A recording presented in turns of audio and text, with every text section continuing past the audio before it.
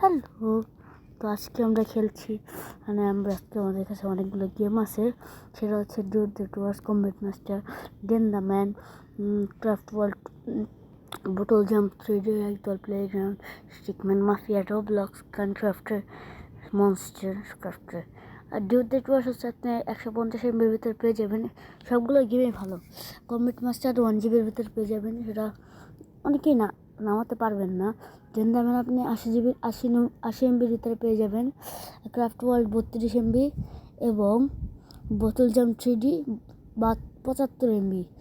Ragdoll playground 50 MBর উপরে পাবেন। Stickman mafia 95 MB up. Roblox সব মিলে 110 MBর উপরে।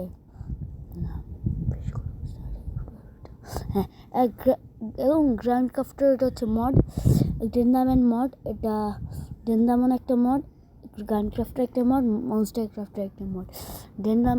গ্র্যান্ড ক্রাফটার এছাড়া আপনি পেয়ে যাবেন, এটা যদি আপনি মনস্টার ক্রাফটার নামিয়ে ফেলেন তাহলে পেয়ে যাবেন।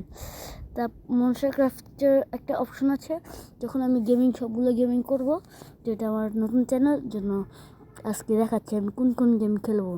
আরও গেম আসবে, আমার কাছে ফোন আছে। তো আমাদের কথা এখানেই শেষ। রেকর্ডিং।